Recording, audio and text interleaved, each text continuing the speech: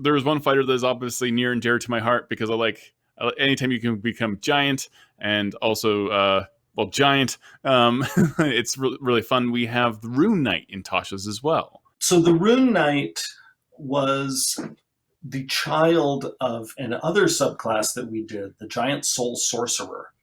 And there was interest from the player base in the Giant Soul, but looking at the feedback, we realized that the concepts we were exploring would be a better fit in the fighter. And this has happened a few times before over the last 6 years, where we release something for one class, get the feedback from the community, and then realize, oh, it actually belongs over here. And in fact, that's actually happened with a couple of things that are in Tasha's Cauldron. The Archivist that began in Unearthed Arcana as an Artificer subclass does appear in this book, but as a Wizard subclass called the Order of Scribes. So in the case of the Rune Knight, our instinct was right when we looked at the feedback and saw this should be in the fighter, because when we then released the Rune Knight, people were super happy with it. The feedback that we got is that people really liked having the ability as a fighter to pick these different runes to create the sort of suite of powers that their fighter was going to have.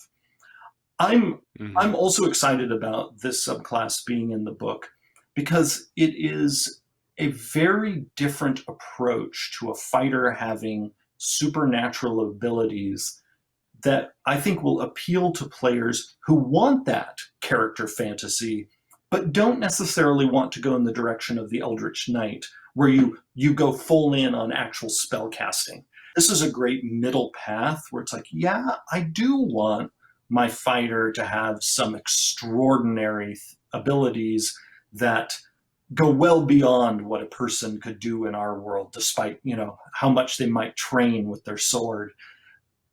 But I don't want to be a spellcaster. And so this really helps deliver that character fantasy and gives you the kind of customization that we know that fighter players really enjoyed in the Battlemaster.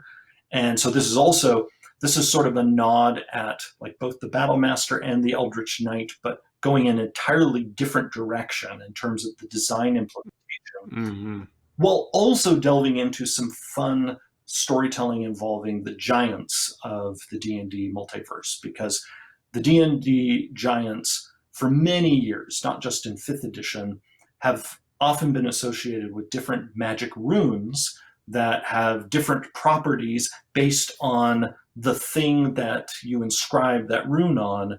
And so it was really fun to take that concept and use that as the narrative delivery device for these different magical powers that the fighter can, have on their weapon or on their armor, and then really just feel badass because of the combination of abilities they have decided to assemble. And I also think this is a really interesting, rich character path for a fighter, because you can imagine so many different fighters walking this path. Some might be classic bruisers who really are they're about the runes because of the power those runes give them. But you can also imagine a fighter who might be very culturally refined and who might even be a scholar of runes and is a knight of, great honor and kindness, and is using this runic magic to do good in the world. And that is, again, something we're so often looking for in our design, to make sure that we're supporting a pretty broad range of character types, even inside a subclass. Because, of course, the broader archetype is the class. Subclass, it's getting narrower, but we generally aim to make it so that the subclass isn't so narrow that you can really only make one type of personality with it, or what a type of character with only one sort of motivation. And the Rune Knight, not only because of the different types of personalities who might be drawn to the use of runes, supports a lot of different types of characters, but then it goes all in on customizability because of your ability to mix and match the runes themselves. That's something is on the level of customization that almost feels Warlockian, because I can imagine playing this trickster fighter now, who I don't know if all the runes are still doing what they did in UA, but I do remember that there was some advantage to like sleight of hand and deception, which immediately caught my eye. So, and all these like varied abilities of kind of like you're just picking and choosing, and that is such a fightery thing to do because you do get more potential feats, and if you're using those particular rules with your dungeon master, and so it is my favorite fighter for sure because you can do anything with it, and you get to be big, right? Or you still get to be big? Yes. Just for you, Todd. I'm going to tell you, I'm going to make that tall goblin. Nothing's more upsetting than taking a tiny goblin figure and making it like 12 foot tall. Because they're cute small. Yeah. They're not cute big. Yeah.